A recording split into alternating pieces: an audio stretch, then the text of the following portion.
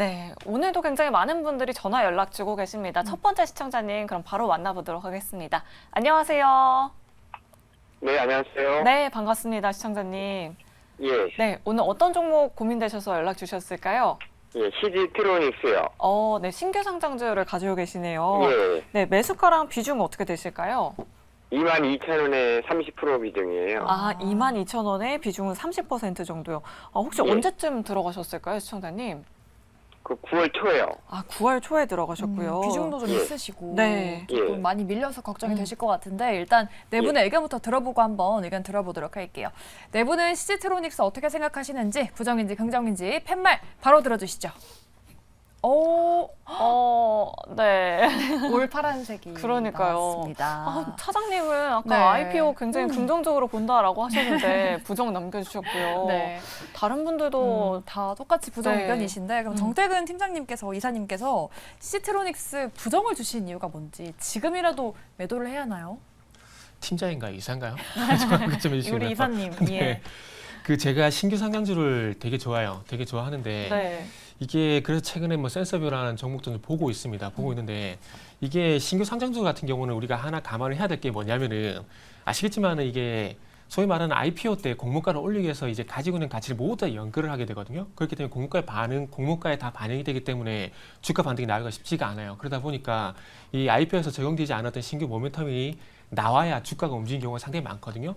그러니까 어찌 보면 예를 들게 되면은 요겁니다. 큐리옥스 바이오시스템즈라고 요건 상장하고 난 다음에 계속 우상향을 해요. 그러니까 어찌 보면 시기를 잘 만났다라는 거죠. 그러니까 지금 어찌 보면 계속해서 AI 헬스케어 이런 부분들이 계속 부각이 되고 있는 시점이지 않습니까? 그래서 그런 부분과 맞물려 가지고 상승이 나오고 있는데 지금 이제 CG트로닉스 같은 경우는 지라 관련 반도체 얘기가 나오고 있지 않습니까? 근데 지금 누가 보더라도 반도체 분위기 좋지가 않아요. 네. 그러다 보니까 이런 경우에 또 어떤 부분이 또 부담이 되냐면은 보호예수 물량 이 얘기까지 또 나올 거예요. 그러면 이게 반전시키기가 상당히 쉽지가 않거든요. 그렇기 때문에 결론은 뭐냐면은 요거는 조금 이제 매도에 대한 고민을 좀 하셔야 될까, 아니면 매도 고민한지 아니면 비중 축소라도 좀 고민을 제가 볼 때는 해야 되지 않을까 생각이 들어요. 만약에 요 종목이 지금 화면에 나오고 있는데 큐리옥스처럼 이렇게 올라간다면 뭐 걱정할 필요가 있을까요? 그게 아니잖아요.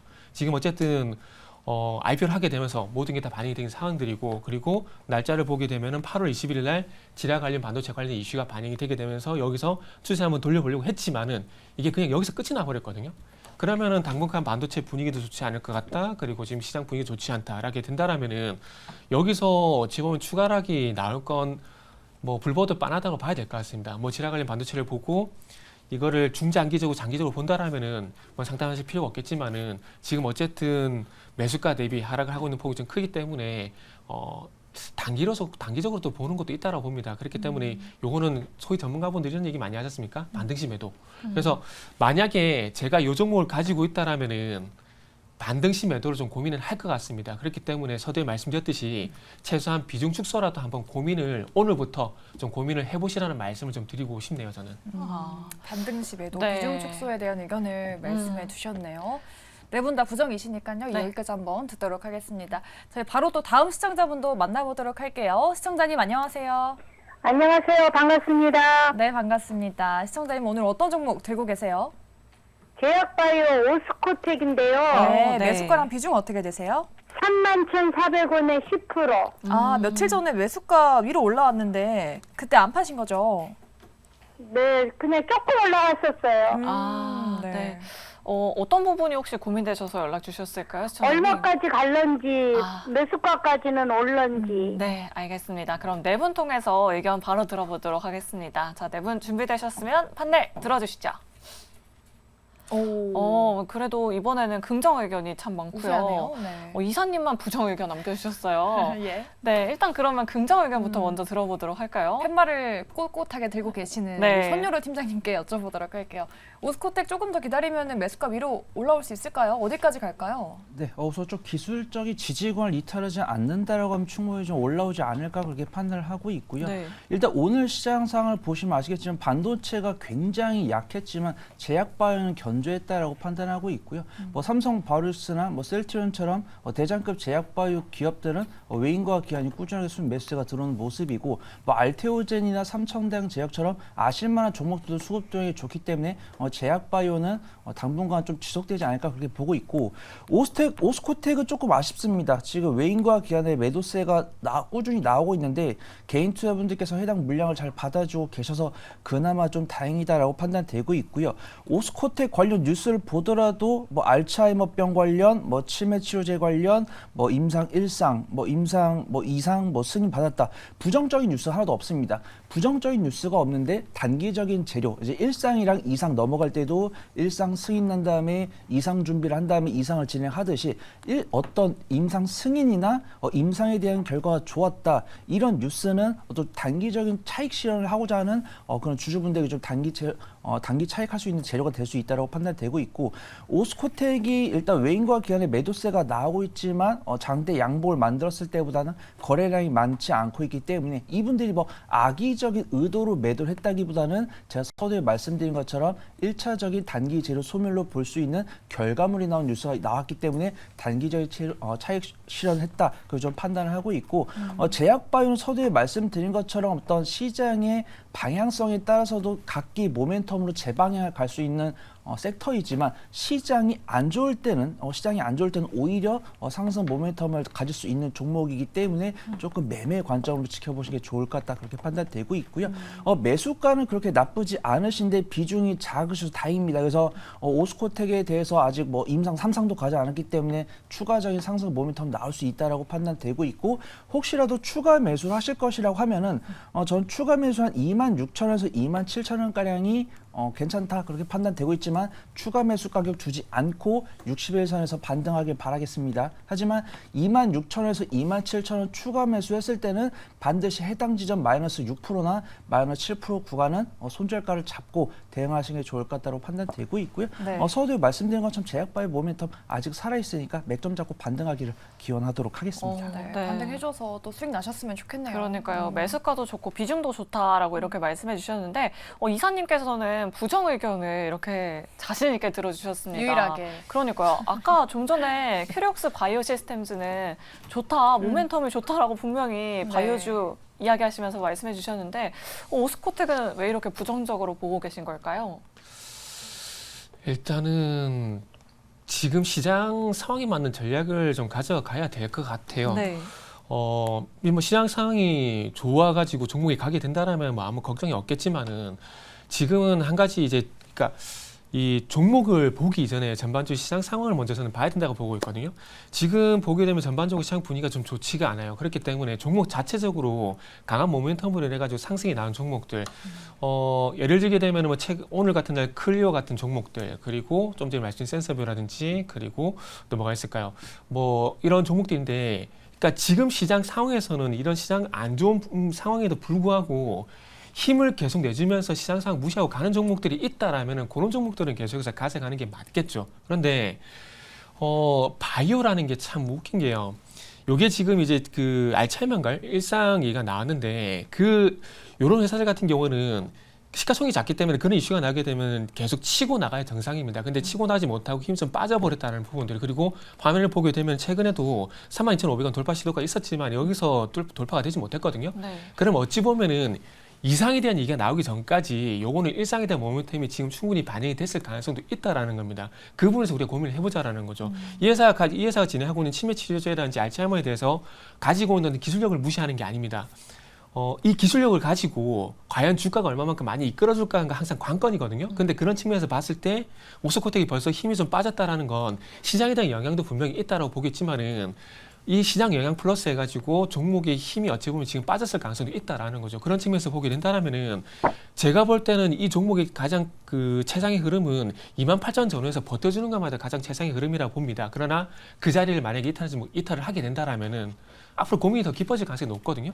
그렇기 때문에 어찌 보면은 내가 매수를 하고 난 다음에 생각했던 대로 반등이 나오지 않게 된다라면은, 그리고 상담을 할 정도로 길게 가져갈 생각이 없이다라면은 요거는 이제 전략적인 차원에서 지금 기존에 가지고 있는 전략 계속 고집을 부리는 게 아니라 다른 전략 차원에서 이제는 수정의 어떤 생각도 한번 해보시는 게 좋다라고 생각이 듭니다. 그렇기 때문에 개인적으로 제가 만약 이 종목을 가지고 있다라면은 1차적인 전략적인 실패를 인정을 할 것 같아요. 그리고 난 다음에 만약에라도 27,500원 정도가 지켜주지 못하게 된다라면은 저는 심각하게 매도 고민을 한번 해볼 것 같아요. 왜냐하면은 바이오 같은 경우는 한번 시세가 나고 난 다음에 한번 시세가 죽어버리게 되면 그 기간이 상당히 길게 오기 때문에 그 시간 비용을 감당할 자신이 있다면 홀딩하는 게 맞고요. 그게 자신이 없다라면은 심각하게 매도 고민을 하는 게 맞다라는 생각이 들어서 네. 저는 부정 의견 드렸습니다. 기회비용을 좀 따져봐야겠네요. 네, 그러니까요. 시간이 조금 오래 걸릴 수도 있을 것 같다라는 이런 의견까지 잘 참고해 보시면 좋을 것 같습니다. 네. 자, 계속해서 다음 시청자님 바로 만나보도록 하겠습니다. 안녕하세요. 네, 안녕하세요. 네, 반갑습니다, 시청자님. 네, 오늘 네. 어떤 종목 고민되셔서 연락 주셨을까요? 네, 큐렉스고요. 네. 여기 이제 22,000원에 조금 높게 샀는데 아, 네. 부산 상장 이슈가 있어서 그래도 매수가는 오지 않을까 싶은 생각은 들어요. 네. 그래서 상장하면 매수가 이상도 갈까 아니면 매수가 그쯤에서 매도를 해야 될지 고민이 돼서 연락드렸습니다. 네. 우리 시청자님 비중은 어떻게 되실까요? 10%요. 10%요. 아, 오늘 4% 넘게 하락해서 또 우리 걱정이. 시청자님 네. 걱정 많으실 네. 것 같아요. 알겠습니다. 저희가 바로 한번 의견 들어보도록 네. 하겠습니다. 네 분께서는 큐렉스 어떻게 보고 계시는지 부정인지 긍정인지 바로 들어주시죠. 큐렉소에 대한 의견은 부정 두 분, 긍정 두 분이 나뉘어졌습니다. 네. 이러면 조금 애매한데요. 그러니까요. 어떤 분께 들어볼까요? 그럼 우리 부정 의견을. 의견부터 네. 들어보도록 할게요. 조번수 팀장님 부정 의견 남겨주셨는데 두산 로보틱스 아까 전에 또 차장님께 여쭤봤었잖아요. 상장하면 조금 더 모멘텀이 붙을 수 있지 않을까 많은 투자자분들 생각하실 것 같은데. 매수가까지는 네. 오지 않을까 싶은데 어떻게 보세요? 사실 두산 상장 이슈 말씀해 주셨는데 저는 그렇다면 잘 가야 두산이 잘 가지 않을까라는 생각이 좀 중요한 편입니다. 네. 굳이 이제 유사한 로봇 섹터라고 해서 이제 큐렉소가 정확히 이제 AI 로봇 섹터죠. 이 섹터가 같이 올라갈 거라는 생각은 조금 시하기는 좀 어려워 보입니다.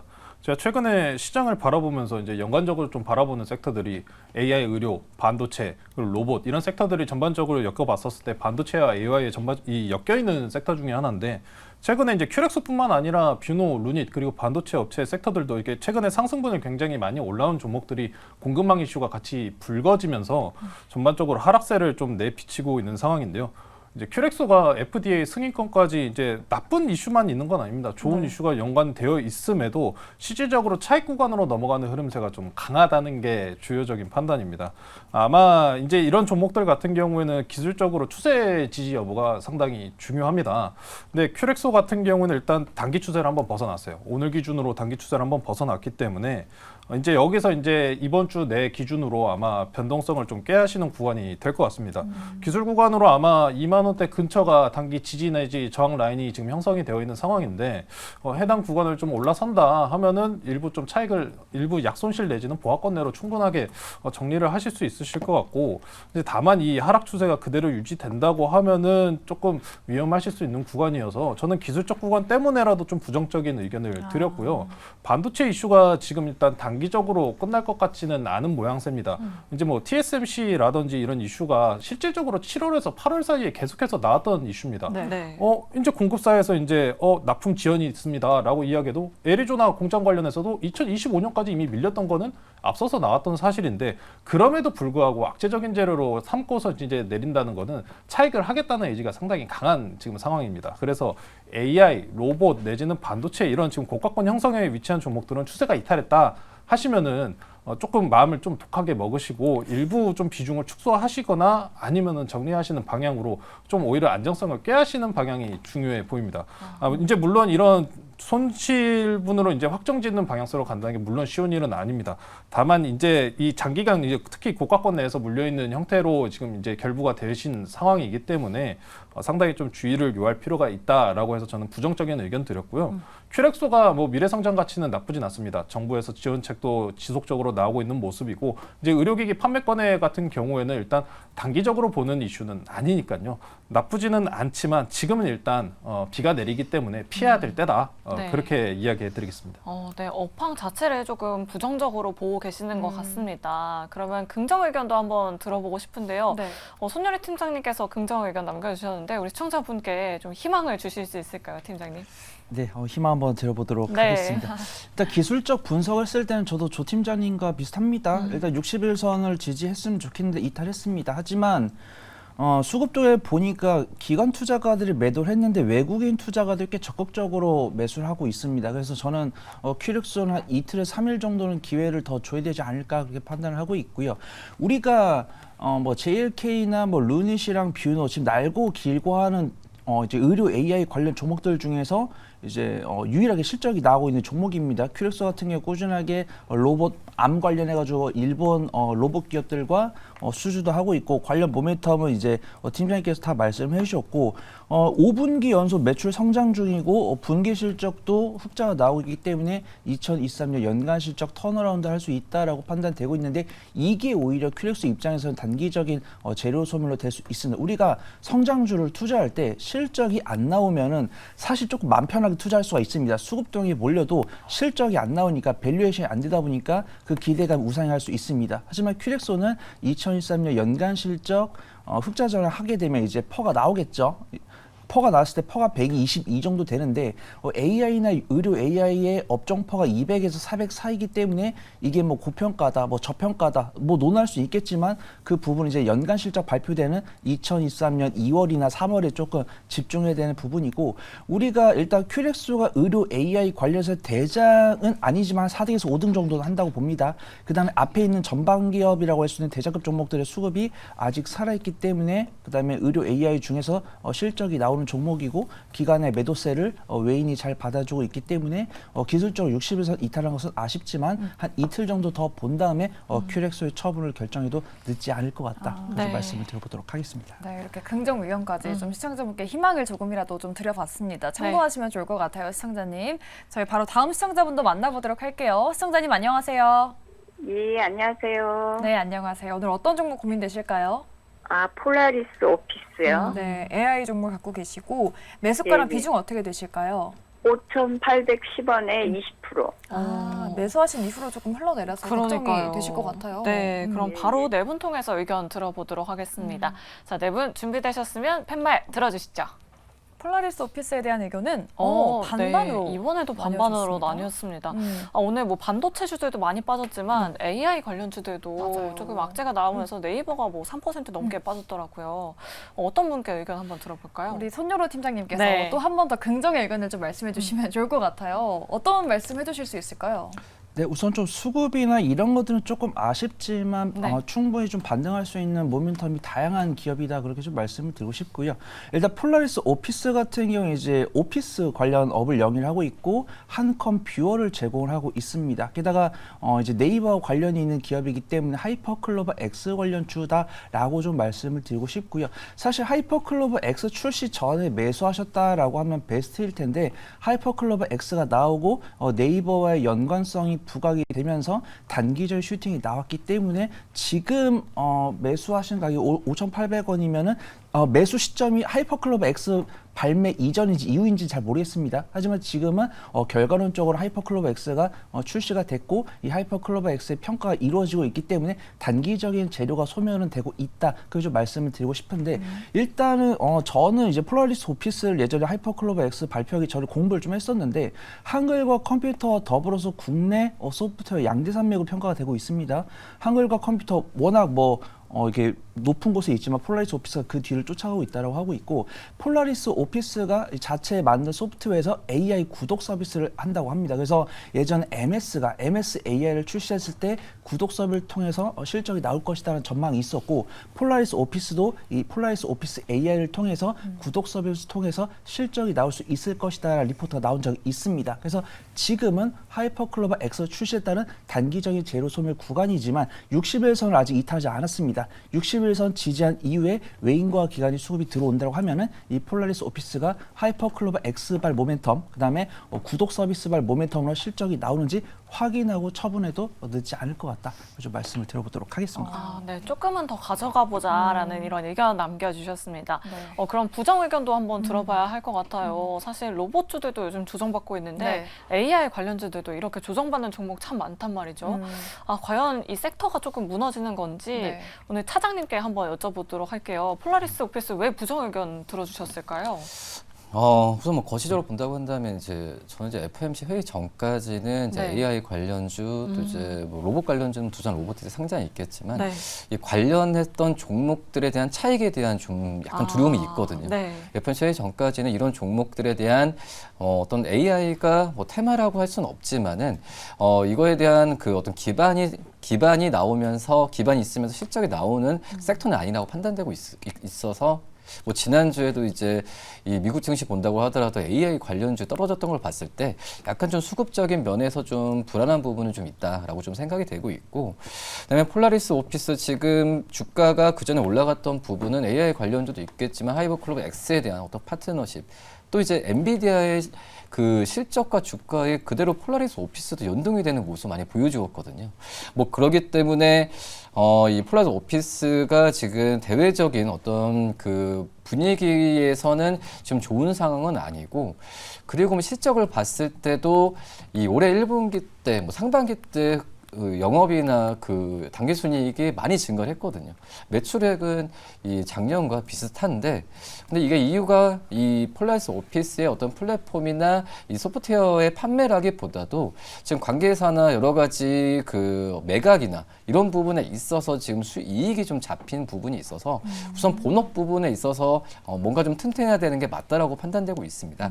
뭐 그렇기 때문에 뭐 FOMC 회의 끝나고 또 시장에 또 방향성이 또 생기고 뭐 그거에 대한 유동성이 들어왔을 때 AI 관련주들에 대한 상승폭이 더 나올 가능성이 있겠지만은 단기적인 뭐 FOMC 회의 전까지는 매도라기보다도 좀 여기서 떨어졌으니까 추가 매수를 하겠다 이런 관점보다도 좀 지켜보는 관점도 좀 필요하지 않나라고 좀 판단이 됩니다. 이 FOMC 회의 전까지는 로봇이나 뭐 AI 같은 성장주들은 좀 피하고 보자라고 이렇게 말씀해 주셨습니다. 팀장님께서도 오늘 부정 의견을 정말 많이 남겨주셨거든요.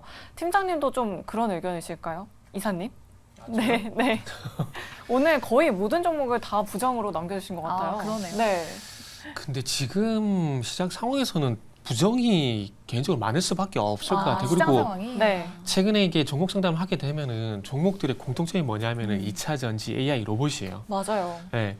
그 로봇 같은 경우는 그 10월달에 그러니까 로봇하고 비만 치료제 같은 경우 10월달에 이슈가 분명히 있거든요. 이슈가 분명히 있는 상황들인데 그렇기 때문에 마지막 한 방이 있다고 봅니다. 그런데 지금 최근에 그 상담 많이 오는 종목들이 2차 전지단지 그리고 이제 소프트웨어적 AI 쪽 같은 경우는 좀 잘 보세요. 시장하고 같이 개를 하고 있거든요. 무슨 얘기냐면 시장 하락과 동반적으로 하락을 하고 있다는 겁니다. 그런 국면 속에 그런 국면들을 우리가 한번 참고해서 이 종목에 대한 대응을 투영시켜 보게 된다라면은 이게 제가 항상 다른 방송에서 항상 많이 말씀드린 게 종목에게 영향을 주는 이슈가 종목 이슈, 업종 이슈, 그 다음에 상해 시장 이슈가 있다고 말씀드리거든요.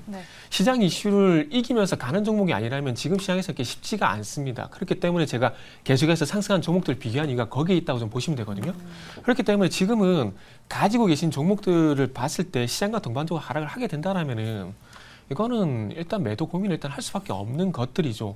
그리고 지수 인덱스 종목들 같은 경우 시장이 하락했을 때 다시 반등할 가능성이 상당히 높지만은 반대로 이런 그 소위 말하는 스몰캡이라든지 테마 같은 경우에는 빠질 때 같이 빠지는데 오를 때 같이 못 올라오는 경우가 상당히 많아요. 그러다 보니까 저희가 계속해서 부정적인 의견을 일단은 깔고 말씀드릴 수밖에 없다라고 좀 언급을 좀 드릴게요. 네, 알겠습니다. 이번 주 시장을 조금 보수적으로 보는 정태근 이사님입니다. 자, 저희 전화 상담 여기서 이만 마무리하도록 하겠고요. 오늘도 굉장히 많은 분들이 문자 메시지 유튜브 채팅창에 댓글 남겨주고 계십니다. 1918번님께서 TSE를 가지고 계세요. 47,200원에 18% 너무 빠지네요. 진단 부탁드립니다.